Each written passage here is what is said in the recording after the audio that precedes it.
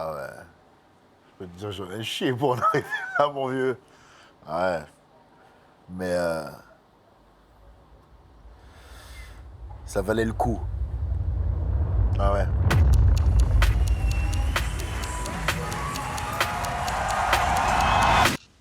C'est un humoriste engagé qui n'a pas peur d'aborder les sujets les plus sensibles. Edgar Yves. Salut les amis, c'est Edgar Yves. Edgar Yves. Mon Dieu. Je me suis dit, ah, enfin quelqu'un qui a des choses à dire. C'est un showman, en vrai. Edgar Yves, tu fais partie de ceux qui sont prêts à payer le prix. Toi, t'as un parcours un peu particulier parce que déjà, t'as pas grandi en France. Moi, ma vie, comme le spectacle, c'est une succession de banques de fichiers. Tu viens d'une famille aisée, ton père est avocat. Un monsieur extrêmement puissant. Je pense pas que t'appelles ton fils comme toi si t'as pas de plan pour lui. Moi, je pense pas. T'es sérieux, toi? Non, moi, je... D'accord. Donc moi, je devais être avocat, c'était prévu depuis le départ. Mais moi, je me voyais pas comme ça. Les restes du chorizo. Avant d'arriver à ce stade-là, on a galéré, quoi. Quoi? T'es à la rue, toi? On peut pas plaire à tout le monde. Il y a des jalousies, il y a des égos. Il faut gérer les calomnies, il faut gérer les brimades. Il faut faire tout ça et il faut performer quand même. Je crois qu'Edgar assume ses choix. Et alors? Pour faire un truc pareil, franchement, il faut des couilles. Ma vie, c'est une quête d'indépendance. Le vrai bonheur, c'est la liberté, quoi. Toute mon enfance, on m'a forcé à faire ce que je voulais pas. Mon père, il me disait, tu fais ci, je devais le faire. Mais maintenant, je veux devenir ce mec-là qui dit, eh ben, si j'ai pas envie de me taire, je me tais pas. Ça m'a fait beaucoup de mal, c'était difficile, mais c'est ça le prix que tu as à payer pour devenir fort.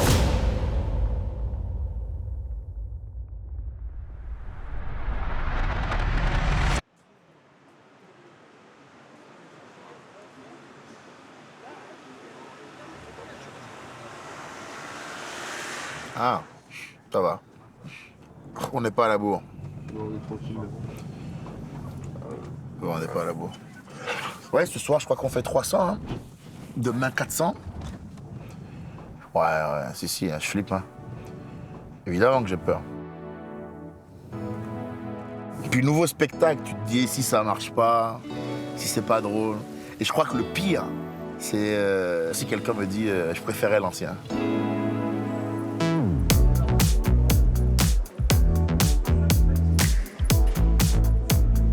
Hey, ça va? Bien. Ta forme? Très bien, et toi? Bien, oui, bien. Toi bien? Ouais.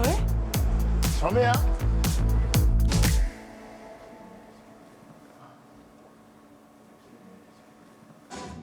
Ok, nickel, on est bon. Ah, c'est nickel, ça. Ça, c'est nickel. Et le strombe, là? Mais parfait, gros. Ah ouais, la vache. Normalement, à ce stade-là, tu commences vraiment à kiffer dans le sens où normalement, c'est des gens qui te connaissent. C'est pas comme à l'époque, tu vois. On jouait devant 8 et les 8 sont venus par hasard. Non, c'est cool, je suis content. Ça va être sympa. Enfin, ça va être sympa. Ne vendons pas la peau de l'ours avant de l'avoir tué, mais je suis déjà content d'être là, en tout cas. Ok? Ça marche. Ok. Bisous, bisous. Je prends, merci. Ciao, ciao. Oh, elle est belle cette veste. Ça t'habille pour peu, je trouve, mais c'est bien, quoi. Fait un petit effet de style, un peu. Petit hommage à l'Afrique, au Bénin, mon pays.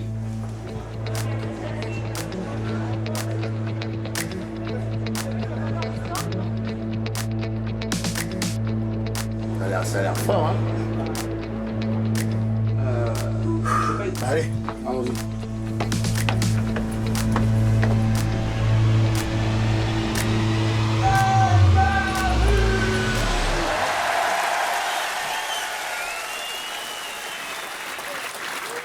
J'ai grandi au Bénin, un petit pays d'Afrique de l'Ouest, dont je vous dirais bien que c'est le pays le plus corrompu du monde. Mais le problème, c'est que les pays voisins pourraient me traîner en diffamation. Les gars sont bons, hein. Donc on va dire un des pays les plus corrompus. J'y ai grandi dans une famille aisée, vachement aisée, que dis-je même, blindée. Quel souvenir j'ai du Bénin? Bah, le Bénin, c'est toute mon enfance. Je suis né là-bas, j'ai grandi là-bas. J'ai vécu dans une grande ville, à Cotonou, au bord de l'océan. C'est du temps que j'ai passé avec d'autres jeunes garçons comme moi, à jouer au foot, à prendre des coups, à désobéir. Donc c'est mon enfance en fait. J'ai grandi dans une famille aisée. On avait une grande maison, une grande villa, piscine. On était bien quoi, avec mes frères et sœurs. J'étais tranquille. J'ai un sentiment, quand tu me parles du Bénin, d'innocence quand même. J'ai l'impression que c'était un peu avant les problèmes. Donc vous l'aurez compris, mon père fait de la politique sur place. Quand t'es fils d'homme politique africain comme moi, que t'as grandi en France, en général ici, les gens pensent direct que ton père détourne l'argent du gouvernement à son profit. Moi j'estime que rien que l'insinuer, c'est vachement insultant. Parce que c'est vrai en fait. Est-ce que c'est bien, est-ce que c'est mal? C'est mal si vous voulez. Mais moi je m'en branle parce que je suis allé au ski. C'était génial! C'était génial! Mon père, il s'appelle Edgar Yves Monnou. C'est un homme qui a fait quasiment tous les postes politiques sauf président de la République chez nous. J'ai connu Jacques Chirac. Il a été député, il a été maire, il a été ambassadeur, il a été ministre plusieurs fois, il a été président des rapports Afrique-Caraïbes-Pacifique, il a organisé en tant que ministre des Affaires étrangères le sommet de la francophonie. Ça prouve au moins que j'ai pas volé. Voilà, il a eu des très grandes responsabilités politiques. Je pense qu'il aurait voulu être président, mais il n'a pas pu et je crois que là c'est mort. Il m'a appelé Edgar Yves Monnou Junior. J'ai coutume à dire que donc, le mec avait forcément des plans pour moi. Mais voilà, c'était lui mon père quoi. Et voilà, je sais pas si j'ai besoin de préciser autre chose. Moi, mon père était un génie du mal, un criminel passionné. Pour vous dire, enfant, j'en avais marre à l'école des bruits de couloir du style « Son père a piqué ci, il a encore impliqué dans telle affaire ». Du coup, je me suis motivé un matin, je suis arrivé dans le bureau de mon père. Bam! Papa, t'arrêtes la corruption, y'en a marre. 2 minutes plus tard, je ressors de là avec une PlayStation flambant neuve. Comment tu veux lutter? J'ai viré de bord sur le coup, hein.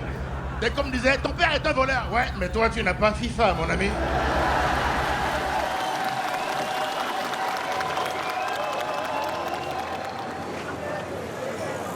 Tu me verrais comme un grand frère caractériel ou j'étais comment toi? En tant que petite sœur, comment t'as vécu ça? Ah, t'étais un nerveux, toi. Tu dirais que j'étais nerveux? Ouais.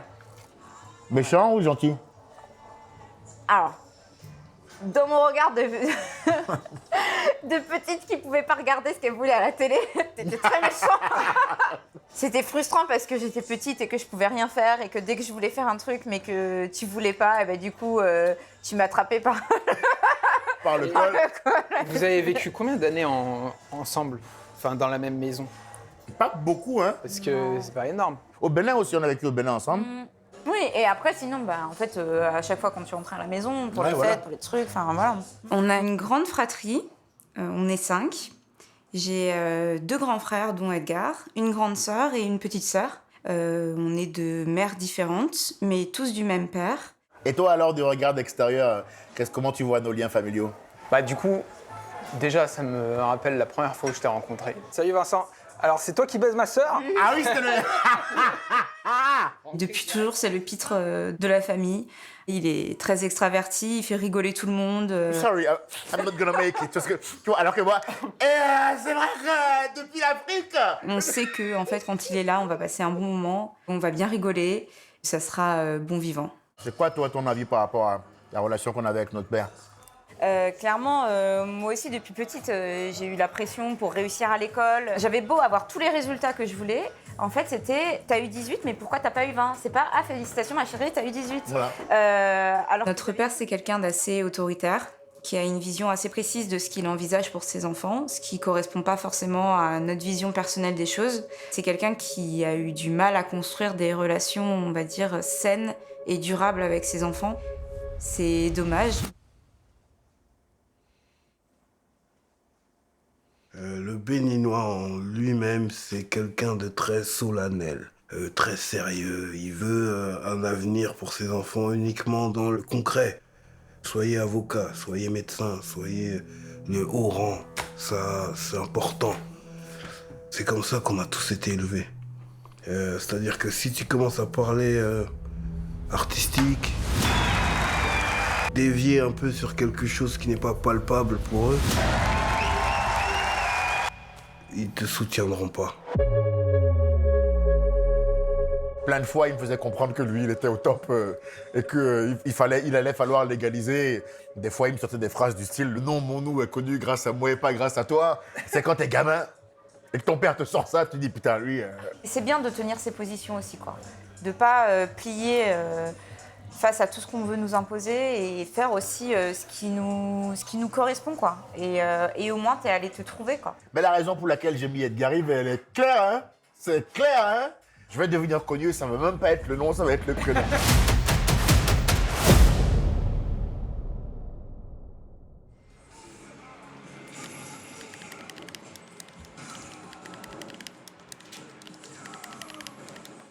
Putain, je perds le contrôle de la situation. J'étais bien, là. Putain d'enfoiré de merde. Si, c'est la victoire. On va pas commencer à me prendre pour un... Oh. Qu'est-ce que c'est que cette histoire-là? On va passer un peu la spie, ici.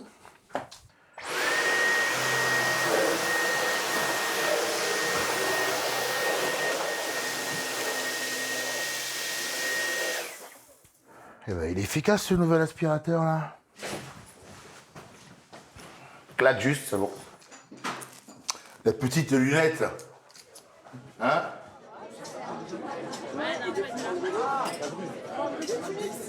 On est séparés assez vite, nous, hein, finalement. Oui, on est séparés assez vite. Toi, t'es allé au Sénégal, moi, je suis resté avec le vieux au pays. Ouais.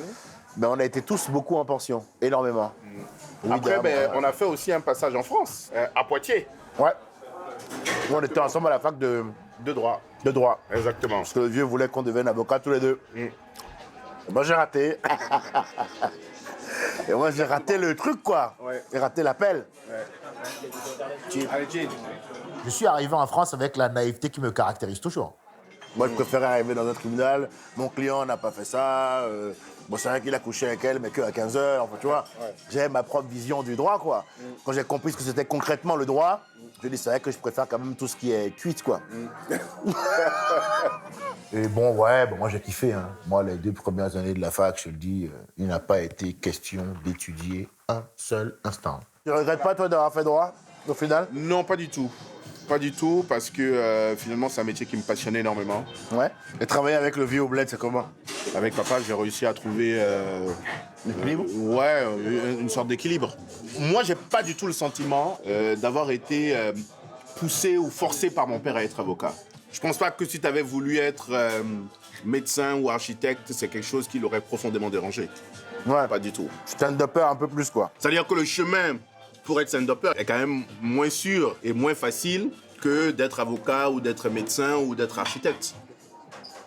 Son choix de se tourner vers le stand-up, ça a été une évidence pour les frères et sœurs. En revanche, ça a été beaucoup plus difficilement accepté par mon père. C'est pas vraiment la carrière qu'il avait en tête. Quand un enfant dit à ses parents « je vais faire du stand-up », excuse-moi, les parents s'asseyent pour dire « mais c'est quoi le stand-up » Enfin, qu'est-ce que tu as envie de faire? Ça correspond à quoi? T'as envie de faire la chouille, en fait, mon frère. C'est ça que tu veux nous dire. Ce qu'il refusait, c'était simplement la flemmardise et le fait de ne pas vouloir travailler. Et peut-être pour lui, justement, vouloir faire du stand-up était équivalent pour lui à un nuage de fumée. Voilà. À cette époque-là, j'ai 23 ans et on est au climax de mes rapports conflictuels avec mon père. C'est pas le rapport conflictuel parent-enfant que l'on connaît. C'est un mec qui t'a cogné souvent dans ta vie, qui a souvent réglé vos désaccords par une baffe dans la gueule ou par une punition ou qui t'a déjà viré par intermittence 2 ou 3 jours de la maison. Je pense pas que t'appelles ton fils comme toi si t'as pas de plan pour lui. C'est quand même quelqu'un qui voulait qu'on fasse ce qu'il avait envie qu'on fasse du début à la fin. Moi, je me rappelle d'un père qui disait souvent, quand on n'était pas d'accord avec lui, si t'es pas content, tu te dégages. Et puis, je commence à être un âge où je me rends compte que la vie que je vis, c'est la vie que ce mec-là m'indique de vivre. Hein. Ce n'est pas du tout, à aucun moment, celle que moi je veux.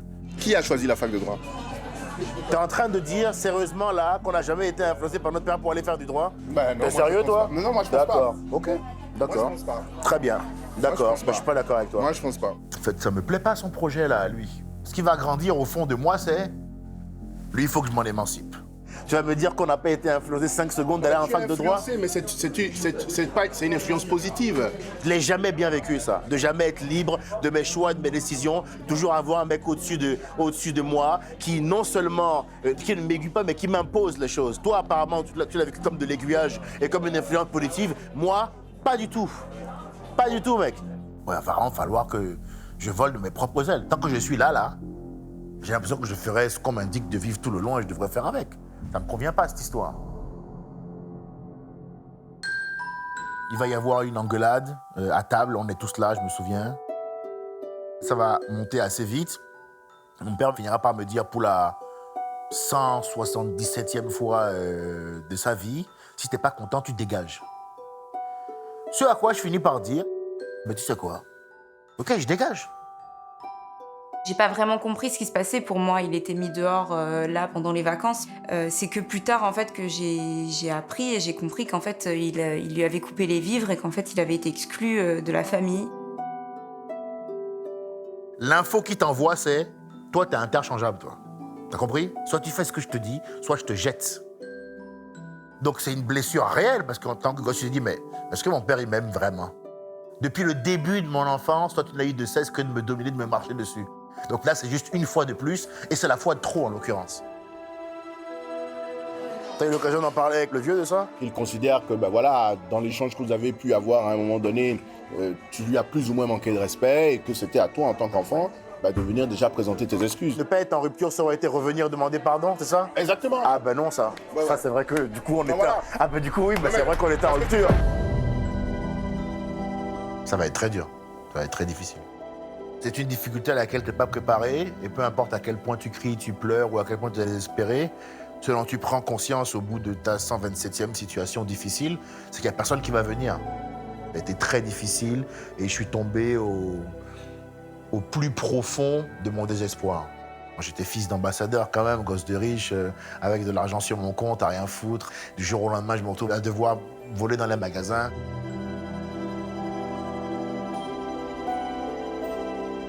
Après, je vais avoir la chance d'être hébergé par un pote, Valentin, qui va renouer le contact avec moi. Et c'est un mec qui va me nourrir et me loger pendant des mois sans jamais rien me demander en échange. Il m'a témoigné en peu de temps une affection qu'on m'a jamais témoigné dans ma vie. Donc, ouais, lui m'a beaucoup aidé, ouais. Je pense qu'il y a probablement un lien qui s'est brisé et qui sera peut-être jamais complètement reconstruit.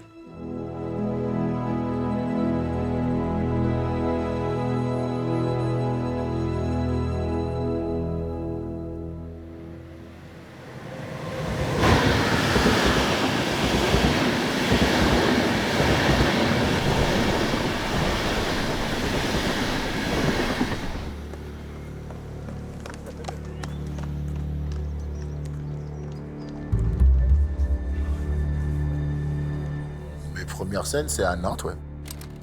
Je crois que j'ai 25 ans. J'ai 25 ou 26.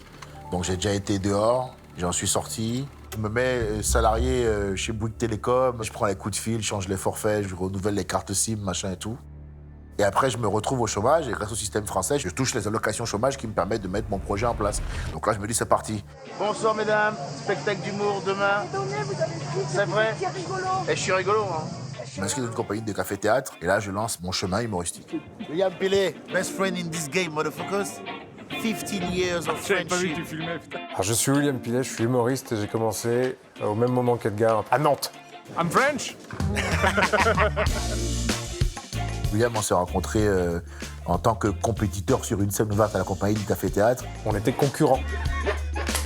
C'est les souvenirs d'un mec extrêmement brillant, capable de me tenir la drachée haute sur scène. Et on s'est respecté par notre talent. À force de passer du temps ensemble, de passer des soirées ensemble et tout, on est amis petit à petit, quoi. Partagez la story, déjà quand j'ai mis sur la page du Westside. Oui, monsieur, parfaitement. Moi, je voudrais la côte de bœuf et en sauce, s'il vous plaît. Tartare, beurre de la prison, beurre à l'ail, beurre maître. C'est vraiment pour la blague. C'est vraiment pour la blague. Bernaise. Et des boules de glace sur le dessus. Roquefort. Je viens de me rendre compte que j'ai tout dit. Donc, mettez toutes les sauces, monsieur. J'ai le pouvoir d'achat. Allez-y. Nantes, ce sera toujours un truc particulier pour moi. On était une belle bande de copains qui festoyaient tous les soirs en faisant une passion, en vivant leur rêve, tu vois. Même si c'était petit, on était contents, en fait. Alors Johnny, patron du Dockyard, c'est lui qui m'a vu grandir en stand-up. Et ça s'est passé ici, frérot. Alors putain, par contre, frérot, ça a changé de fou. Le West Side, c'est un plateau d'humour qui a lieu le mercredi soir à Nantes, sur le hangar Banane. West Side Comedy Club, ça va? On fait absolument n'importe quoi ce soir, ok? Ça a vu passer plein d'humoristes qui ont fini ensuite par prendre leur envol. C'était la plus grosse bande de l'humour nantais, tu vois, on était trop forts. J'ai pris mon bâton de feu. C'était cool parce que pour la première fois, frérot, je vivais la vie que j'avais envie de vivre. Je me bourrais la gueule avec mes potes. Après, je prenais un micro, je faisais des blagues, je cartonnais une salle, frérot. Time to celebrate! Donc là, j'étais pas riche matériellement parce que c'était encore une vie un peu assez précaire, mais j'étais riche dans le cœur, quoi. Il y a que des gamins que j'ai vu grandir. Pour la plupart que j'ai fait monter sur scène. Bon, c'est mieux que nous à l'époque? Ouais, large. Ah bon? Tranquille. Ça te fait chier, hein? C'est ouf. Bah, on faisait combien, nous?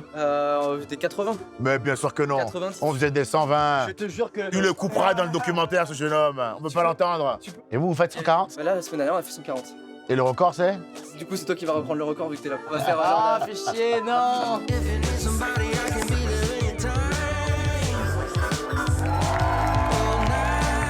C'est un peu grâce à Elgaref que je fais du stand-up, c'est lui qui m'a pris sous son aile quand j'ai commencé, du coup je suis très content qu'il soit là ce soir. Voilà, c'était cool, quoi. C'est comme si tu vivais ton rêve avec tes potes l'espace de 1 ou 2 ans. Tu vois, je t'en parle, j'ai le smile jusqu'ici, tu vois.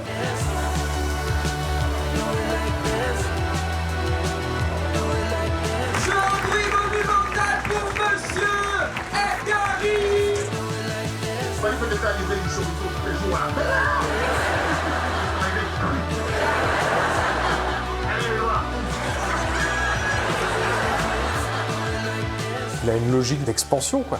Insatiable, le garçon. J'ai le sentiment que je dois beaucoup à Nantes et à l'humour nantais et que j'aurais jamais assez payé ma dette aux Nantais.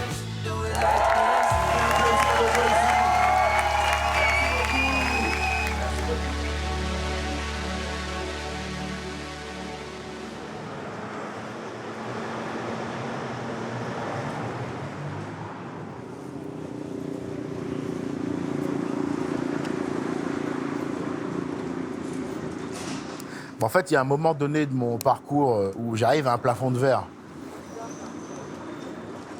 J'avais ma scène ouverte, qui fonctionnait bien. J'avais mon spectacle 3 fois par semaine à la compagnie du Café Théâtre, qui était complet tout le temps. Bon, et j'avais pas le sentiment que j'allais progresser plus comme ça. C'est le premier, on s'est dit, il faut qu'on fasse autre chose, qu'on parte de notre base et qu'on s'amène ailleurs. J'avais eu l'occasion à ce moment-là de faire quelques allers-retours à Paris pour tester un peu mon niveau. Je m'étais trouvé largement en dessous. J'avais rencontré des gens vachement forts. Donc je m'étais dit, bon, OK, c'est la prochaine étape. Voyez voir, mesdames. Stand-up. Vous connaissez ici? C'est un comedy club et il y a des gars et ils font des blagues et tout. C'est vrai? Ouais, donc si vous allez, vous serez 4, mais ça va être un bon moment. Je sais que c'est dur à croire comme ça, je vous l'accorde. Quand t'arrives à Paris et que t'es pas connu, bah tu remplis pas. Ça fait 10 ans que je fais du stand-up et 2 ans que c'est cool. Par contre, il y a 8 ans où j'ai vu Jésus, quoi. Il marchait à mes côtés comme ça, il disait, ben on t'attend là-haut, c'est bientôt, peut-être aujourd'hui, peut-être demain. Et il y a des moments, on était genre 6, et il y avait genre 24 €. Et là, on se regardait en mode, faut qu'il y en ait au moins 2 qui se sacrifient, quoi. Tout le monde a besoin là, de ce qu'il y a là. Tout le monde a besoin. T'as besoin, toi, Rémi? Ton père, il est pas banquier? T'as commencé à lâcher des dossiers dans les poches. Ton père, il est pas banquier, toi? T'as pas besoin. Moi, en fait, je vois à 15h et en plus, hors chapeau. Alors, moi, je te le dis, 15 h, c'est pas ma vision de l'hospitalité. Tout de suite, quand tu dis, c'est une heure de goûter, c'est pas une heure de stand-up. On me prend pour acquis parce que je suis québécois. Pour ça. Parce que je suis gentil. Un mardi 15h. Je suis allé en France, ils m'ont pas respecté. Ils m'ont fait jouer à l'heure du goûter. Et alors? Mais ils étaient 3, qu'est-ce que tu crois? Non, mais je te charrie, on l'a tous fait. Hein. Tu nous foutais de gueule, on n'a même pas joué au final, tu vois. Vous avez même pas joué au final? En fait, on m'a dit que l'open mic était décalé. Et pour moi, décalé, ça veut dire qu'il est remis à 16h. Oui. Et finalement, non. C'est un autre plateau, du coup, il y a d'autres gens prévus, quoi. Mais c'est juste que personne m'a averti. L'évolution d'un humoriste se mesure à la quantité de respect que les gens mettent sur son nom. Et au début, autant te dire que la quantité de respect qu'on met sur ton blaze, est limitée. Est vraiment réduite, quoi. C'est-à-dire, tu vois, la réduction du jus de la viande, là. Bon, ben voilà. Je sais pas si c'était la meilleure métaphore filée, mais. Mais je la comprends. Mais tu l'as capté, ouais. Bon, voilà. Toi, t'es prêt, montre ce que tu fais pour jouer. Vas-y, ouais. Ah, vas-y, allez, ouais. À défaut de jouer, il fait un tour de magie. C'est-à-dire qu'il devait jouer, il n'a pas pu, donc là, il va nous faire un tour de magie. À défaut de jouer, Michel le Belge nous fait un tour de magie. Aujourd'hui, on fasse le Petra Lama Café. Michel va tenter de se reconvertir dans la magie, car le stand-up lui a dit non. Il a l'air d'aimer ça. Il avale tout, hein. Et voilà. Merci. J'arrête le stand-up, je suis dans le porno gay. Voilà, c'est vraiment... Les gars, c'était court, mais c'était un vrai plaisir. Attends, ouais. C'était un vrai plaisir, on a bien rigolé. Merci beaucoup. Attention à vous, c'était un plaisir. Toi aussi. Ma belle, attention à toi, force. Ça fait 1000 ans que j'ai pas joué. Là, j'ai bien envie de me laisser porter par mon flow. Ouais, ça va. Je me rappelle pas trop de mon texte. J'ai mon opener en tête. Et après, normalement, ça revient. Après, je compte sur le truc du vélo. J'ai pas joué depuis un mois et demi. Et je vais reprendre devant une salle de 6 personnes. Je ne sais absolument pas de quoi je veux parler. Donc, on n'est pas du tout sûr que ça va être drôle. C'est bon? Allez. Seigneur! Ça va, vous allez bien? Ouais. Ça va, vous avez passé de bonnes vacances? Voilà, moi aussi. Voilà. Ce que les gens ils voient pas derrière tout ça, c'est qu'avant d'arriver à ce stade-là, on a galéré, quoi. On est allé voir ses premiers spectacles avec Jade. On était 5-6 dans la salle avec mon frère, ma sœur. Et l'autre, il vient et me dit, moi, je suis pas un homme, je suis pas une femme, je suis un pélican. Mais c'est quoi cette histoire? Faites du bruit pour le prochain, c'est Jarnal, messieurs dames.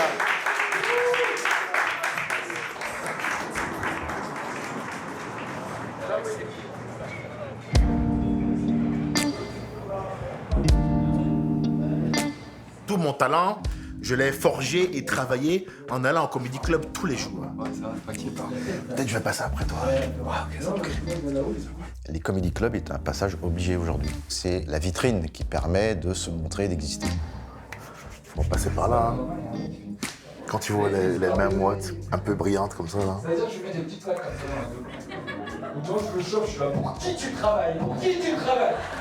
Et ils jouent tout le temps. En Comedy Club, j'entends. Donc du coup, le rythme sur 10 minutes, ils l'ont de fou, quoi. Moi, j'arrive d'Italie.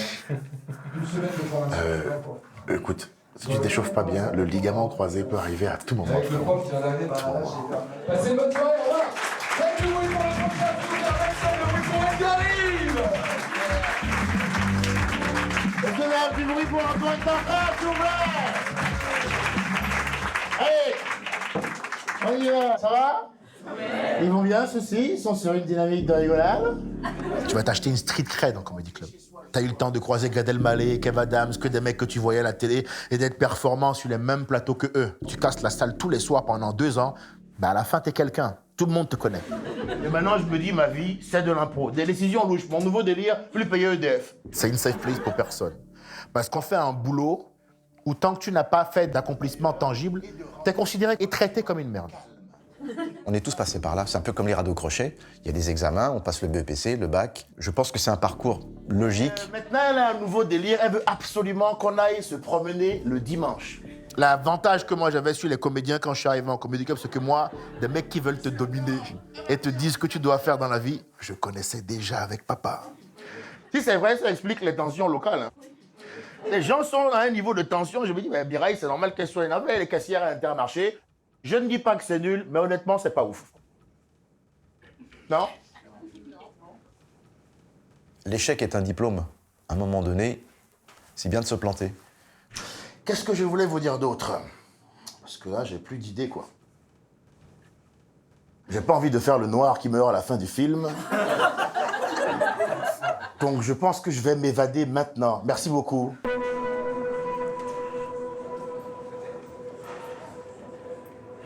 Putain de merde. Va falloir bosser, là. Falloir bosser. Bonsoir.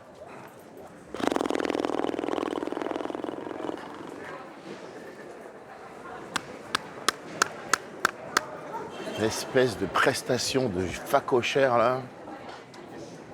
En vrai, si t'as pas joué depuis un mois, t'as besoin de répéter, tu vois.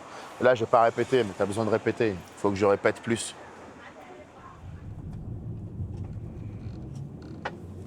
Ici.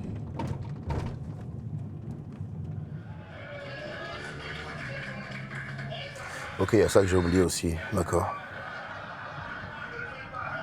J'ai l'impression qu'à un moment donné, dans sur un couple, une femme vous prend la conférence de penser que pour pouvoir changer sans moi, motivé. Comment ça se traduit? C'est subtil, les sont subtiles. De façon frontale, coup de boule, on gagne. Faut pas le faire. Il faut pas le faire. N'allez pas déformer mes propos.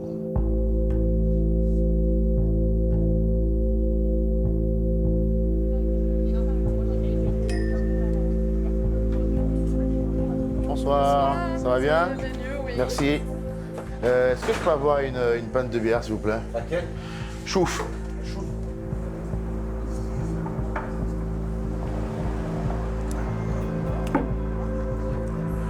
Vexant, hein? Ah, un peu vexant, hein? Ça change mon mood, ce genre de conneries. Je déteste ça.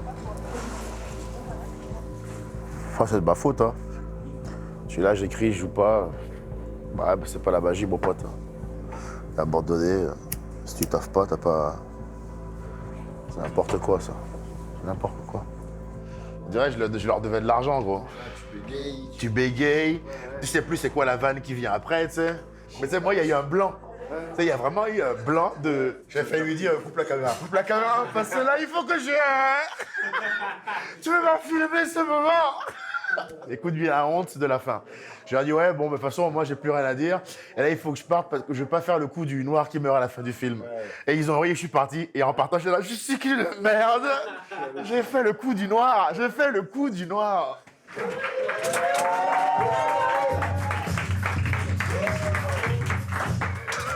Excusez-moi, excusez-moi. Je suis très fatigué, là. J'ai arrêté le miel aussi il y a 2 jours. Non, mais rien ne va, madame, rien ne va. Et ce connard de médecin, il me voit, il me dit... Alors, on a les résultats de la prise de sang. Et il me dit, alors, en ce qui vous concerne, tous les voyants sont rouges. Je dis, rouge, rouge, il me dit, fluo. Je dis, mais il n'y a même pas un verre. Il me dit, non, vous, vraiment, c'est le diabète qui vous attend. Et là, si vous continuez, l'artère se bouge. J'ai dit, ah, c'est pas bon, ça me dit, ah, hein. Je dis, mais comment je peux éviter que l'artère se bouge? Je me dis, alors, c'est pas compliqué. Vous faites beaucoup de sport, beaucoup de gainage, beaucoup de footing, des légumes, j'ai l'air de faire plus simple. Selon vos calculs, l'artère se bouge quand exactement?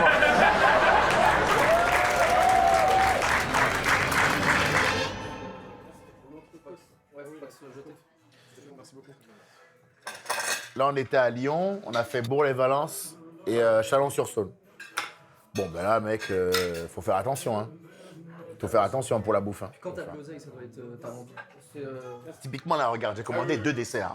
Ce que veut dire, ça veut dire qu'il y a des moments où je glisse fort, tu vois. Je suis bien tout le long, hein, et il y a des moments entre 15h et 16h. Des fois, je ruine tout, hein. Au fond de moi, il y a un gars sombre. Et lui, il s'appelle Francis. Et son but, c'est que moi, on me confonde avec Pumba. Il me fait bouffer des crêpes à 3h du matin, monsieur, dame. Moi, je suis là, mais il est 3h, Francis, mets du caramel. Allez, dans ta bouche, moi, je suis là. Bon, mais, tu t'insistes, Francis, là. Voilà, mange, je suis là. On me dit, t'aimes ça? Oui. Une autre cuillère. T'insistes? Voilà. Me fait prendre 8 petits déjeuners.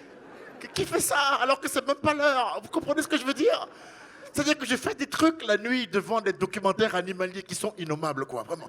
Je mélange la pizza avec de la mousse au chocolat directement. C'est-à-dire que tu vas... Eh oui, la Tigi Crust, là, je trempe dans la mousse comme je suis là, putain, mais qu'est-ce que je fais? Le matin, je me réveille, je me dis, allez, quand même, faut que je me remette de la merde que j'ai faite. Je me dis, allez, sans pompe. Et là, Francis me fait, on va peut-être démarrer par une omelette. Et moi, je me dis, c'est pas con, c'est des protéines, les œufs, tu vois ce que je veux dire? Mais non, mais ça part bien, l'affaire. Tu vois, je me dis, c'est des œufs, c'est des protéines, il a pas tort. Je casse les œufs, et là, il me fait, sans jambon, sérieusement. Donc ça finit, jambon, tomates, champignons, courgettes, moutarde, mayonnaise, t'as compris?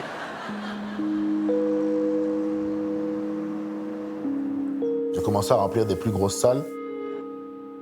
Et là, je me suis rendu compte que physiquement, je ne tenais pas. Allez. C'est peut-être une journée qu'on va payer. Hein. Allez, vas-y, go. J'arrivais pas à jouer 2 heures, j'avais pas le souffle. J'ai commencé à avoir des arythmies cardiaques, des faux battements, des trucs comme ça et tout, qui m'ont fait aller à l'hôpital plein de fois, développer beaucoup de crises d'angoisse. Mais c'était aussi la réaction de mon corps à l'arrêt de la cigarette, de l'alcool, de 19 années de teuf, tu vois. Je m'appelle Anthony Cotu et moi je suis coach sportif et humoriste. Et reprends, vas-y. Protège-toi. Première rencontre avec Edgar, c'était au Fridge. Donc moi, j'avais rien à voir dans le stand-up. J'étais coach tout simplement. Et je vois un mec dans la salle, il défonce la salle. Genre tout le monde est mort de rire. Et du coup, je suis allé le voir à la sortie. Je lui ai dit, écoute, si tu veux, si t'as besoin et tout, moi je suis coach sportif. Hein, voilà, avec plaisir, on fait des séances. Il m'a dit, pas de souci, passe et tout. Et petit à petit, c'est devenu plus que professionnel. On est devenus vraiment potes, quoi. Ah, j'ai une gueule de merde, hein, c'est ça? Non, ça va être canon. Ah, fous-toi de ma gueule, toi. Le mec qui me dit ça va être canon, il y en a un, le bras qui tremble de rire, le mec est pas cramé. Non, ça va être super! Si Edgar il veut être vraiment là longtemps, l'hygiène de vie c'est primordial. Du coup, il a créé un rapport sain avec le sport et il a enlevé tout ce qui lui apportait rien de bon en fait. Quand tu fais ce genre de boulot ultra stressant, machin et tout, combien de fois je l'ai appelé, je dis mec, je dis en boxe quoi. Ouais. Et je mets tout ce que je dis. Tu mets tout quoi. C'est bien, c'est bien. Ah, la reprise. Il y a des moments où j'ai senti qu'il rechutait. Hein. Il y a des moments où il dit bon, la vie, j'ai bien envie de la kiffer quand même. Hein. Une entrecôte et des frites. Et il faut être prêt pour la cigale. Vous savez, c'est ouvert 1er juillet la cigale. Il faut arriver fité, cardio. Alors j'ai raté le barbecue, je suis désormais dans les asperges. Ouh, remboursé. Allez. Je pense que quand il a un objectif en tête, il s'y tient. S'il se fixe quelque chose, il va tout faire pour y arriver.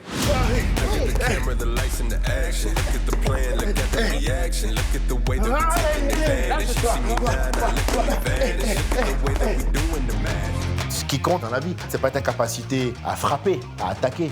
Ce qui compte, c'est ta capacité à encaisser et à aller quand même de l'avant. C'est ma résilience qui fait ma force.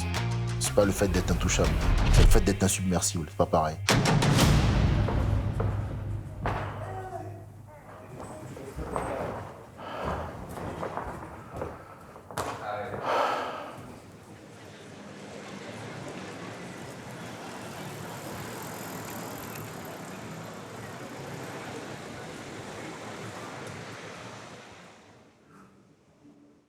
Et un peu de route, du coup. Pas mal, hein? Bonne année, quand même. Les objectifs de l'année sont remplis. De toute manière, le but de chaque saison, c'est toujours de faire mieux que la saison d'avant. Je suis pas le genre de mec... je sais très bien ce qui arrive quand on croit qu'on est arrivé et qu'on se contente de ce qu'on a. Tu sais, ça, c'est... Aussi parce qu'il n'y a pas la bonne hygiène corporelle. Bon, je parle d'hygiène corporelle. Je vais commencer à me mettre au galage, là. Je crois que c'est ça qu'il faut dire aux gens. Dans la vie, ce qui te permet de démarrer, c'est la motivation. Mais ce qui te permet de finir, c'est la discipline. Tu as besoin de discipline. La motivation, en tant qu'être humain, tu ne peux pas l'avoir tous les jours. Qui a envie de se lever le matin, frère? Toi, t'as envie, toi? Moi, non. Hein. La discipline, c'est ce qui te reste le jour où la motivation n'est pas là. T'as pas envie de le faire, tu le fais. Après, il faut augmenter son niveau de discipline. Moi, je suis très bon dans le fait d'avoir le stand-up, de réaliser mes rêves, d'être libre, machin et tout. Après, à cause de ce que j'ai vécu, j'ai eu un rapport à la nourriture aussi qu'on peut comprendre, quoi. Au bout d'un moment, quand tu retrouves de la bouffe, tu te dis, je vais peut-être prendre 2 poulets. Et évidemment, du coup, j'ai grossi, hein, parce qu'en plus, j'ai pas des gènes de lumière. Il y a des mecs qui bouffent plein de trucs qui grossissent pas. Et il y a des gens, ils regardent un gâteau et ils grossissent. Je suis dans la team regard du gâteau, quoi, tu vois. Donc, ouais, je me suis pas aidé, mais je m'en veux pas. Je fais comme Sénèque, je me pardonne et j'essaye de m'améliorer tout le temps. Voilà. Je pense que quand t'es là-dedans, c'est bon. L'année prochaine, peut-être, vous me verrez une shape mieux.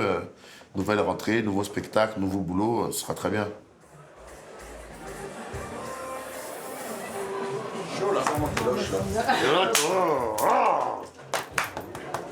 Allez. Bon match à toi. Allez, zou. C'est parti, les gars. Allez, zou. Comment tu fais ça? Allez, tout le monde dehors. Allez. Allez. Yo, la cigale. Ça va, la cigale? Allez-y, foutez-moi le bordel, la cigale, c'est parti là-haut. Allez, du bruit, la cigale, du bruit.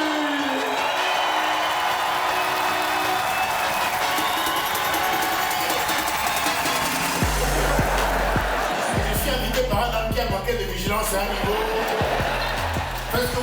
c'est important. Moi, j'ai un peu galéré pour être là. Par contre, maintenant, ma vie, c'est un Uno permanent. J'ai un vrai propos par rapport à quand j'étais plus jeune, mais c'est un propos qui exprime une gravité. Puis je me sers aussi de la mélancolie issue des drames que je vis, des trahisons, des machins, des trucs pour créer. Je suis fils d'homme politique, ça n'a pas été simple pour moi. Vous savez, moi quand j'ai dit à mon père que je devais faire du stand-up, je me suis retrouvé à la rue pendant 1 an. Je me suis fait tout seul pour me retrouver là. Donc franchement, merci beaucoup. Il est à la bonne place en fait. Il n'est pas là par hasard. Il l'a eu, il l'a voulu.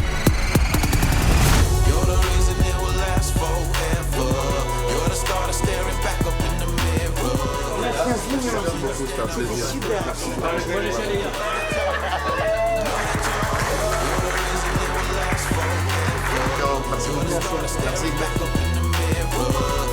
Chorizo de lumière. D'Espagne.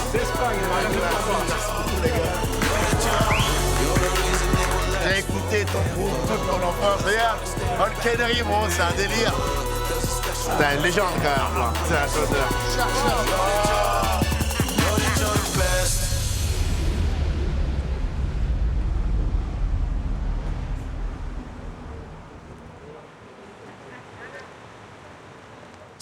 Voilà Julien, le réalisateur de l'émission. Vendredi soir, ma mère et ma sœur, Jade, qui viennent voir le spectacle, et je leur ai raconté l'histoire avec mon frère Maury, machin et tout.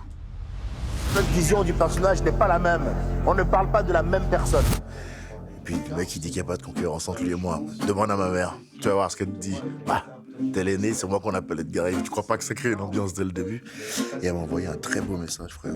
Elle m'a jamais fait de compliments de sa vie, ma mère. De toute sa vie. Elle me dit, tu as énormément progressé et cela me fait énormément plaisir. Je suis fier du chemin que tu as parcouru, comme tu peux, et c'est cela le plus important, être fier de cela. C'est dommage que nous ne pouvons pas fêter ton succès avec toute la famille. Tu vois, les dissensions qu'il y a entre nous et tout. Mais ça aussi, c'est pas grave, ça t'empêchera pas d'avancer. Pas mal quand même, tu vois. Elle m'a jamais dit de sa vie qu'elle était fière de moi. La première fois. C'est un truc, hein. Comme quoi. Rien lâché, frère. Ma mère, elle me disait, quand j'étais avec elle en Sicile, que elle aimait pas les phrases des motivational speech du style « Ouais, si tu veux, tu peux », parce qu'on dirait que si tu n'y arrives pas, du coup, t'es une merde. Et je lui ai répondu, c'est pour ça qu'elle a écrit ça, parce que je lui ai répondu « Bah non, t'as tort. T'es pas une merde si tu n'y arrives pas. T'es une merde à une seule condition, si tu ne fais pas de ton mieux. » Bonne émission. Bonne émission, Christophe. Bonne émission, frérot. Bonne émission. Allez, c'est parti. Et moi, je suis le frère cadet, on va dire. Enfin, j'étais le benjamin pendant longtemps. En fait, mon père, il a eu plusieurs femmes.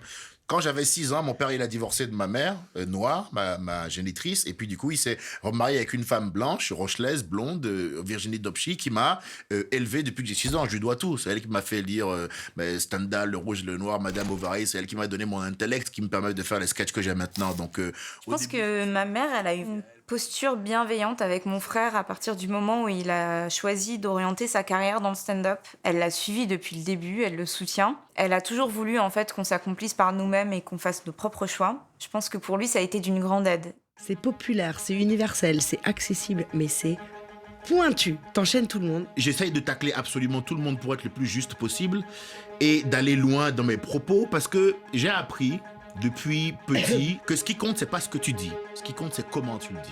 On m'a fait chier. Ce qu'il peut ressentir comme des injustices autour de lui, ça le touche particulièrement. Et il a jamais été du genre à laisser couler. Il tient bon sur ses positions, il tient bon sur ses valeurs, sur ses principes. En fait, moi, j'ai envoyé chier mon père pour me retrouver à la rue et me faire tout seul. À partir de là, si c'est ma formation de départ, qui je ne peux pas prendre en levrette? Dis-moi.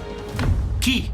Je viens d'un peuple fier, je viens d'une culture de gens fiers parce qu'on nous a marché dessus souvent. À partir du moment où tu viens me tester sur ma dignité et mon honneur, je serai toujours au rendez-vous. Mon pourquoi, moi, il n'a rien à voir avec l'humour. Moi, mon pourquoi, il est plutôt lié au fait que je trouve qu'on vit dans une société médiocre où les valeurs se sont inversées. On a créé un système qui privilégie les voleurs, les menteurs et les tricheurs. C'est mon droit de naissance de faire ce que je veux. Et moi, j'ai envie de dire un peu de vérité dans ce monde de merde. Ça, c'est mon pourquoi. Ça me saoule. Ça me saoule que ce soit compliqué de dire maintenant qu'un parquet, c'est un parquet, une table, c'est une table, une chaise, c'est une chaise, tu comprends? Ça me saoule ce monde sans nuance. Mon pourquoi à moi, c'est obliger les gens à la nuance. Ça ne les intéresse pas, la vérité. Le rire, c'est juste le moyen par lequel je passe.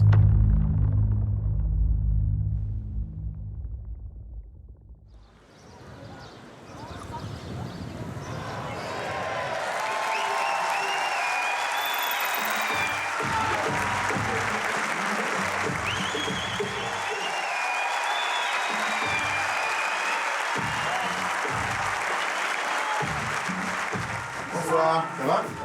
Ça a été? Merci beaucoup. Hein. Merci d'être venu. Voilà, merci à vous. Merci beaucoup. Bonsoir. Regarde en face. Merci à vous. Merci beaucoup. Hein. Merci. Merci beaucoup. Bonsoir, ça va? Vous allez bien? Ouais, merci. Merci d'être venu. C'est un plaisir. Merci beaucoup. Ça va? J'adore vos podcasts, Messieurs tout le monde, que c'est très inspirant pour moi. Merci beaucoup, c'est un plaisir, Cécilien. Merci beaucoup. Ah, c'est toi qui as fait ça? Oui. Merci, mon ref. Ils me briseront pas. Stylé? Le succès que rencontre Edgar là, forcément, ça accélère beaucoup de choses. Il y a beaucoup de producteurs de la scène parisienne et nationale qui veulent le rencontrer et qui le rencontrent pour lui exposer leur manière de voir les choses, éventuellement des contrats. Et là, tous les producteurs de Paris veulent commencer à me signer. Bonjour. C'est un mec qui débarque un soir. Il dit... Super. J'adore. L'univers, le charisme, Golgoth. J'aime bien. T'es là. On va faire de grandes choses tous les deux. Quand je te vois, je vois pas seulement l'Afrique. Je vois aussi le Japon. Et toi, à l'époque, t'es con. Toi, à l'époque, t'as ta 13e pinte de la journée. Donc tu rentres, tu dis à ton pote, j'ai vu un mec, là. Je pense que je vais aller au Japon. Le mec te promet monts et merveilles. Au bout de 6 mois, tu réalises que tu es beaucoup plus près de Saint-Denis-la-Chevasse que de Tokyo. Et tu te dis comment est-ce que je vais pouvoir extraire mes fesses de cette opération-là. De quoi on parle? Donc c'est pour ça que je veux être indépendant. Putain, lui. Ça, c'est l'insert pour la façade du Rex qui a été fait pour Malouf, pour que tu te rendes compte de ce qu'on peut faire. Donc moi, je voulais qu'on te voit, toi, sur la scène du Trianon, et c'est des boucles de 15-20 secondes. Ça claque de fou, ouais. Faudrait faire un truc comme ça avec 2 bandeaux. Nous, les artistes, dans les années 90, on essuyait des plâtres. Et aujourd'hui, beaucoup d'humoristes se sont rendus compte que s'autoproduire, c'était plus intéressant financièrement. Par contre, il faut être bien entouré. Moi, j'ai de grandes ambitions. Je vous les ai dit dès le départ. C'est le premier truc que je dis aux gens avec qui je bosse. Dis-moi, voilà où je veux aller, voilà ce que je veux faire. Je veux être un des meilleurs stand-uppers français. Je vais faire les plus grandes salles. Je vais mettre mon nom au panthéon des meilleurs humoristes français. La raison pour laquelle je dis ça aux mecs avec qui je bosse, c'est pour qu'ils sachent exactement à quel type de mentalité il a affaire. Forcément, ce mec qui pense comme ça, s'il y a le moindre détail qui cloche, il t'appelle. Je veille beaucoup au grain sur le plan pro parce que c'est moi le moteur du truc. Je suis heureux d'être en marche parce que là, je suis pour le coup officiellement en route, mais j'ai beaucoup de trucs à faire. Le Stade de France, frérot, c'est dans quelques années, il va falloir faire beaucoup de trucs avant. Ce petit appartement que tu vois là, c'est la fin. J'ai des baskets partout. Je ne te cache pas que j'avais pas ces problèmes là avant, mais je suis heureux de les avoir. L'idée, c'est de trouver un truc confort, efficace. Tu vois, je suis pas non plus dans un rêve. Il faut qu'il y ait ci, il faut qu'il y ait ça, tu vois. Il faut que ce soit plus grand, que ce soit fonctionnel. Si, il faut qu'il y ait une machine à laver et un lave-vaisselle.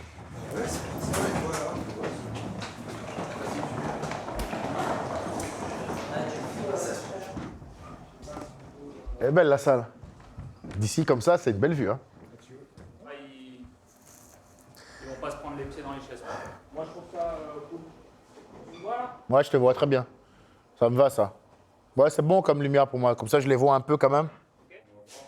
Ce qu'on fait là, c'est qu'on va quand même vivre plusieurs cigales. Hein. Franchement, j'essaye de me préparer psychologiquement. Hein. J'essaye de me dire que ça reste que du stand-up. Faut pas être un mec qui se la raconte après, tu sais. Je suis pas un chirurgien qui opère à cœur ouvert, tu vois. Je suis un mec qui fait des blagues. Pour le reste, on fait comme d'hab. Le son, t'as mis bien fort et tout. Comme d'hab. Comme d'hab. Bon, vas-y. Quand tu fais une tournée comme ça, où t'as 4 dates semaine, si en plus t'es généreux comme moi et tu joues entre 1h30, 40, 2h, 10, ah, le lendemain, mec, le réveil est... Je l'ai alerté plusieurs fois sur le fait qu'il fallait prendre un peu plus soin de lui, lever le pied, faire attention, quoi, parce qu'il y a beaucoup de choses à faire, c'est sûr, mais la santé, les amis, profiter, quoi, c'est important aussi, quoi. De pas être tout le temps boulot, boulot, boulot. Ouais. Oui, pas trop. Bonjour, ça va quoi? La forme? Ouais, toi? Ouais, très bien. Ça va, frérot? Ça va, mon ref? Bien ou quoi? Merci. La forme? Ouvrir ta gueule sur les vrais sujets. Merci beaucoup, frérot. Merci beaucoup. Ouais, merci beaucoup, c'est un plaisir. Merci beaucoup. Le peuple, il t'aime, je te jure. Merci beaucoup. J'aime bien les vidéos. Hein. Merci, mon Parce ref. qu'il en faut. Merci, des gens frérot. comme toi, On essaye, on essaye. Des gens qui prennent la parole et qui n'ont pas peur de se mouiller. Merci, frérot. À un moment donné, je lui ai dit, tu te rends pas compte, tu as un problème qui est assez rare, célibataire humoriste, qui devient connu. Attention, parce que les gens que tu vas rencontrer maintenant, beaucoup vont venir pour ça. Enchanté. Je suis contente de te voir. Je fais pas du tout l'occasion de me plaindre parce que là, je me tue physiquement à faire un truc que j'adore.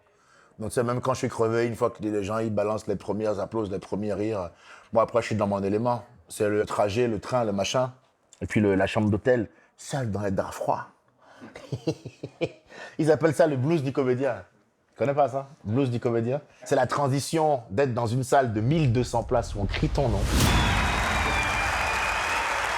Et 2 heures après, t'es à l'Ibis, frère.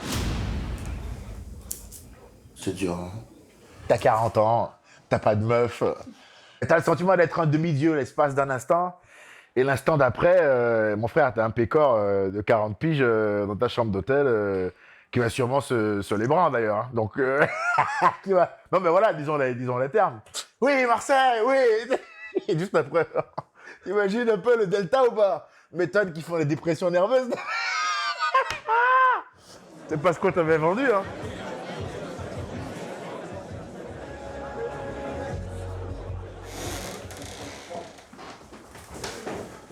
Tu connais la tradition. Bonjour, hein. Ouais. Ça vient.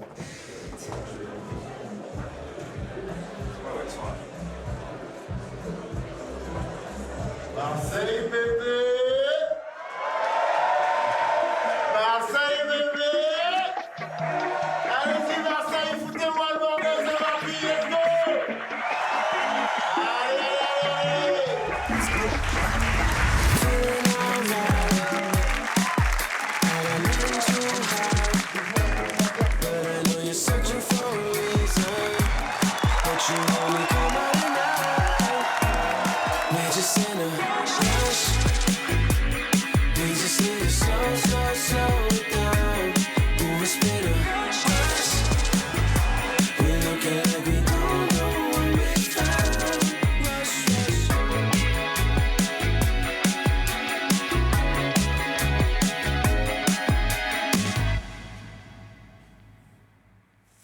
c'est clair que c'était une sacrée saison. Hein.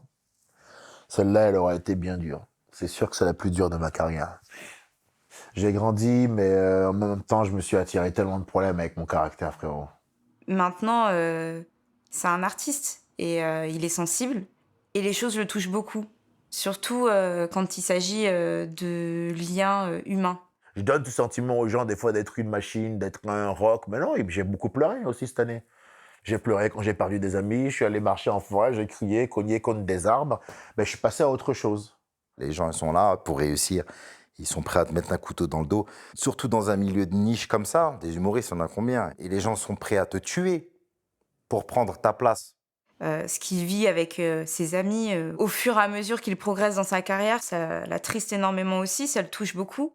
Aussi sûr que je me suis embrouillé avec mon père, j'ai perdu des amis, j'ai eu des ruptures difficiles. Mais en fait, te dire un truc tout con, mais le lendemain, le soleil s'est toujours levé à ma fenêtre. Ça veut dire que la vie, elle m'attend pas pour bouger. Tu comprends? Donc, plus vite je vais essayer de réparer ça et de passer à autre chose, plus vite je pourrai profiter pleinement du temps qui me reste à vivre. Demain n'est pas acquis. Tu comprends? Si je pars du principe que demain n'est pas acquis, que toi tu m'aies validé ou pas aujourd'hui, là, c'est censé impacter ma journée? Non. C'est ça la vérité, mon frère. Mon ami, c'est ça la vérité. Je suis pas sûr que demain je vais me lever. Tu comprends? On sait pas, frérot. J'ai perdu beaucoup de gens. Quand j'ai été dehors, j'ai appris à quel point c'était précieux la vie. Donc ce que vous considérez comme étant une machine, c'est tout l'inverse en fait, frérot. C'est un plein une boulimie de vivre, de ressentir, de vivre les choses. C'est vous qui êtes fous pour moi. L'aventure formidable qu'est la vie là, moi j'ai appris cette mauvaise nouvelle là, que ça va s'arrêter. Je me dis, on va essayer d'enflammer notre existence et on va essayer d'en faire un truc complètement dingue. On va essayer de vivre un film, frérot. T'as capté? Eh ben oui. Tous les hommes meurent un jour, mais combien parmi eux vivent vraiment? Donc en fait, je suis pas froid. J'essaye simplement d'employer mon temps au mieux. C'est que j'ai le sentiment qu'on aurait pu avoir ma peau et que donc j'explose pas quand je gagne parce que j'ai le sentiment que j'aurais tout aussi bien pu ne pas être là. Je sais pas si tu vois ce que je veux dire. Ils te diront que j'ai changé. Mais entre le moment où tu m'as filmé là et le moment où j'ai changé, j'ai maigri. Je suis en meilleure santé. Ils ont refait ma prise de sang. Tous les voyants sont de nouveau ouverts. Tu commences à gagner plus d'argent, tu as des choses à faire, tu as des exigences, tu tournes des films, tu tournes des documentaires, tu es chez les plateaux de télévision. Bah bien sûr que j'ai changé, connard. Ben, continue à boire des pintes, continue à prendre des traces de cocaïne. Effectivement, j'ai changé, moi, je le fais plus, ça. C'est vrai. Ah oui. À ce moment où on était jeune et con, j'ai grandi et je me suis rendu compte que je n'allais pas pouvoir vivre longtemps si je faisais ce qu'on faisait et que j'avais un truc à protéger. Donc effectivement, j'ai arrêté de faire tout ça. Et c'est ça que tu appelles avoir changé. Le fait que je me sois délaissé de toi parce que tu me tirais vers le bas et que tu me ralentissais. C'est ça le changement que les gens te reprochent. La première fois où j'ai joué son spectacle, c'était dans un hangar où on vendait des bières. Fast forward 10 ans après. Je dis, est-ce que tu prends le temps de t'arrêter, de te rendre compte? Regarde un peu par-dessus l'épaule. Savoure un peu. T'arrêtes pas trop longtemps, mais savoure quand même. Prends le temps de savourer ça. Je trouve que c'est une chance quelque part aussi, tu vois, d'être témoin de ça.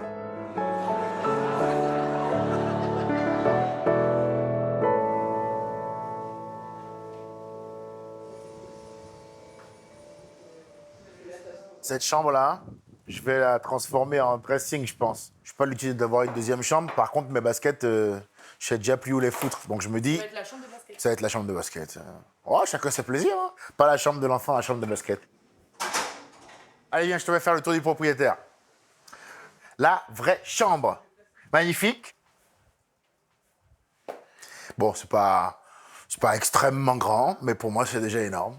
À l'époque, quand elle était en chambre de bonne, j'avais les toilettes sur le palier, toilettes collectives. Ça veut dire que tu venais quelque part, il y avait un gars qui était passé avant, c'était l'enfer. Là, toilettes sur le palier, mais toilettes sur le palier de chez moi. Tu vois un peu le...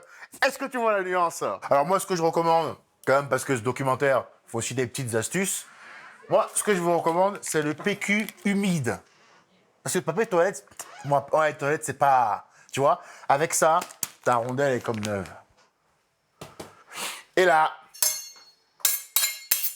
la cuisine, mon ami. Magnifique endroit. Bon, elle est fonctionnelle. Je crois que la cuisine actuelle fait peut-être plus du quart de mon appart d'avant, non? Tu passes ton été là, c'est pas en dépression. Parce que c'est du verre, il y a du vent, t'es en hauteur. Tu vois ce que je veux dire? Bah, avoir un grand, bel appartement, ça, c'est le truc qui me donne envie de chialer. Parce que moi, pendant longtemps dans ma vie, j'ai pas été chez moi. J'ai vraiment vécu la précarité. D'abord, liée à la rupture avec mon père, puis la précarité liée à l'exercice de ce métier, des débuts de ce métier où t'as pas d'oseille, en fait, tout simplement. Donc, avoir un grand et bel appartement, c'est une émotion folle, tu vois. Viens là, viens voir ce qui se passe dehors, là. On va me filmer, là. Tu vois les bateaux? Filme les bateaux là. Va voir, regarde les bateaux. Et ça se passe en bas de ma fenêtre. Regarde les gens, ils sont là, ils chill, ils sont installés. Pépère, ils bronzent, c'est l'été. Donc si jamais j'en ai marre de chez moi, je peux aller là. J'ai l'impression d'avoir perdu un truc et d'être reparti le chercher. Ça, il y a un moment où j'étais né dedans. Et ça, je l'ai gagné. Je l'ai mérité. Personne ne te dira que je l'ai volé. Mais plus important, c'était quand même de faire ce que je voulais. Hein. Parce que là, je suis heureux. Mais avec le recul, frérot, j'étais déjà heureux quand j'étais dehors. Parce qu'à ce moment-là, j'étais libre et j'étais débarrassé déjà du joug de mon père. Je pouvais faire ce que je voulais. J'étais heureux parce que j'étais libre. J'étais heureux même quand j'avais pas de thunes. Il y avait des moments chiants de ne pas pouvoir bouffer ce que tu veux, quand tu veux, au moment où tu veux. Mais factuellement, j'étais quand même libre de donner à ma vie l'orientation que je voulais du soir au matin. À l'heure où je te parle, frérot, du soir au matin, je fais ce que je veux. Hein. C'est quand même ça le plus important. L'homme le plus libre, c'est aussi l'homme le plus fort. C'est l'homme qui n'a pas besoin de la personne et qui peut accepter les conséquences d'un refus. Donc si tu veux, aujourd'hui, vivre dignement, il faut être un peu courageux. Hein. C'est le prix de la liberté, frérot. Il faut être courageux.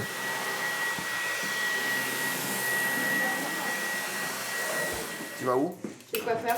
Tu veux pas aller acheter un beau panier à linge sale Aujourd'hui, je veux avoir une famille parce que je commence à gagner assez d'argent pour ça. Donc, j'ai besoin de faire la paix avec beaucoup de choses pour être un bon père aussi, tu vois. Je veux pas rester dans la haine, la fâcherie. Et Alicia, c'est vraiment une des étoiles qui est venue se rajouter un peu sur mon ciel étoilé, là. Elle a apporté la paix. Elle a apporté de la paix. Quand je suis avec elle, je suis en paix. Je pense que peu importe en fait la lumière que Edgar prendra, il restera toujours le même. En fait, je l'ai pas vu changer depuis des années et je pense pas qu'il changera. Ça se traduit aussi par le fait qu'effectivement autant on est présent pour lui, mais il est aussi présent pour nous. J'étais mal dans ma peau il y a encore quelques années. J'ai appris à m'aimer, à accepter mon identité. Je m'identifiais à ce que les autres attendaient de moi. Mais bon, pas être soi-même, c'est pas être bien, c'est se faire du mal. C'est pas de ta faute, c'est jamais de la leur non plus. Les gens appuient sur tes faiblesses, pourquoi tu les as crues? T'es la meilleure version de toi-même. Le jour où je l'ai vu, j'ai pris mes qualités, j'ai taffé dessus, je les ai accrues. Au fur et à mesure du temps, y a vraiment ce lien d'amitié qui s'est créé. C'est comme ça que tu t'entoures des bonnes personnes et puis vous avancez ensemble en fait. J'essaie de rester le même. À quoi ça sert de changer? Je serai jamais à la mode, jamais dans les codes. Pourquoi vous voulez me toucher? Bien sûr que ça fait mal quand personne veut t'accepter. Mais moi je serai jamais à la mode, jamais dans les codes. Je vais mourir comme je suis né. L'amour est là, vas-y qu'est-ce que t'attends? Tu penses vraiment que c'est pas pour toi jusqu'au jour où il te prend. J'y croyais plus, j'étais déçu, on m'a fait mal. Je lui ai dit, elle m'a compris, elle était calme. Si t'es d'accord avec moi, vas-y lève haut la main. Invite les autres autour de toi, on va changer demain. Viens on est solidaires, on se comporte comme des frères. De toute façon je suis né comme ça et c'est comme ça que je repartirai. Entre tous les moments où on a joué sur des plans pourris, dans des campings, devant des familles, des enfants qui rigolaient pas.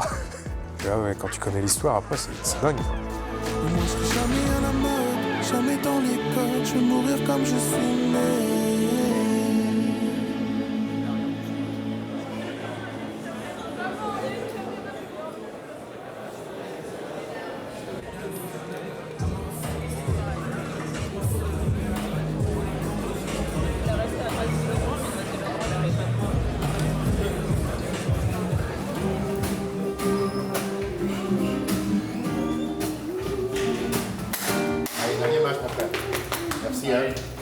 Allez les gars, dernier match, merci beaucoup. Merci beaucoup. Merci, ouais. L'année dernière, j'ai fait une belle saison, j'ai montré mon talent à la France. Ah, il y a un bagage technique solide, toi. En plus, on a commencé à remplir les premières grosses salles, tu vois, on était entre 5, 6, 800. Donc c'est vrai qu'à la fin de l'année, je vois les recettes qui arrivent et je me dis...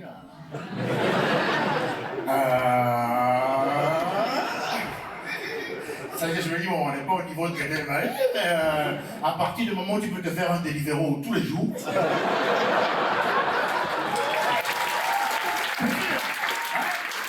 fait, on a même considéré que tu as franchi un cap sur le plan économique.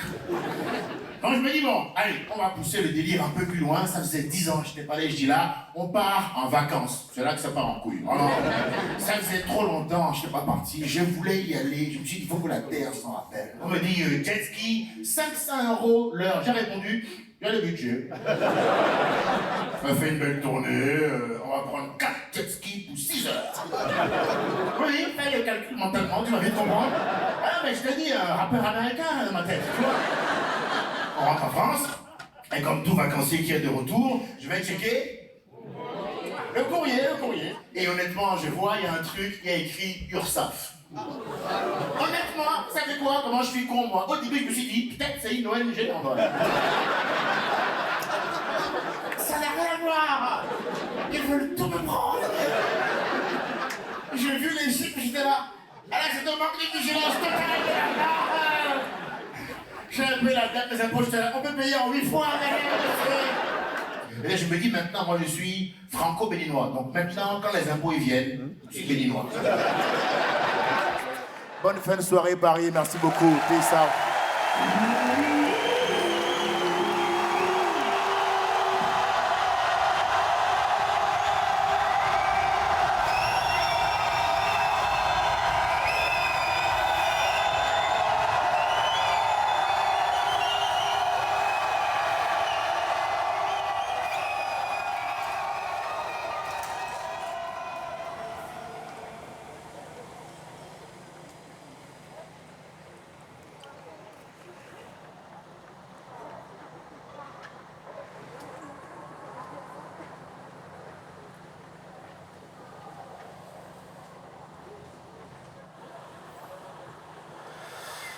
Ça valait le coup. Ah ouais. Ça valait chaque moment difficile, chaque sacrifice. Et je suis sûr que les sacrifices que je fais maintenant vaudront chaque résultat dans le futur aussi. C'est le même principe, hein. C'est ce que j'ai appris avec le temps. Je ne savais pas que ça donnerait ça, mais je savais d'instinct qu'il fallait que je tienne. Si tu me demandes il y a 2 ans, est-ce que je savais qu'on serait dans un grand appartement, belle vue, en train de boire ma tisane? Non, je ne savais pas, j'aurais jamais pu dire que ça donnerait ça. Et je ne sais pas non plus où je serai dans 20 ans. Je sais que j'en ai chié pour en arriver là. Je sais que ça valait le coup. Et je remercie le moi d'il y a 2 ans d'avoir tenu. C'est surtout ça. Parce que là, c'est pas mal quand même. La vie est sympa.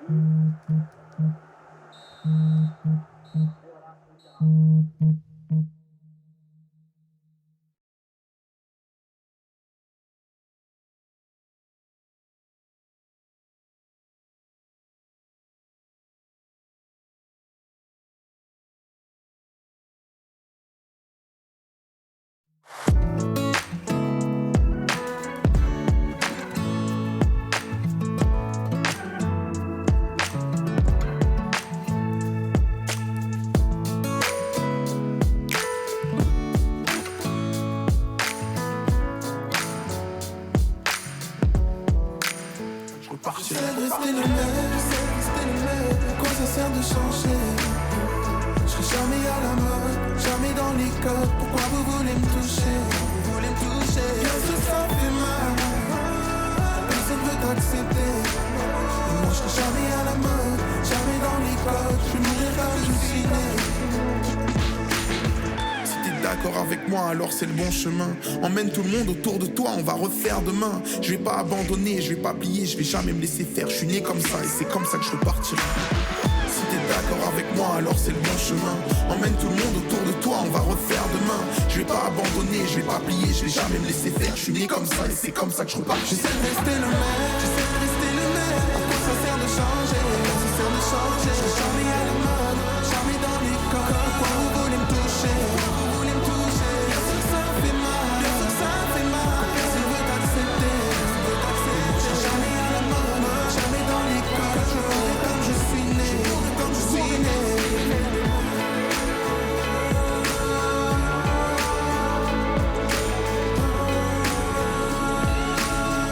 Je mourrai comme je suis né.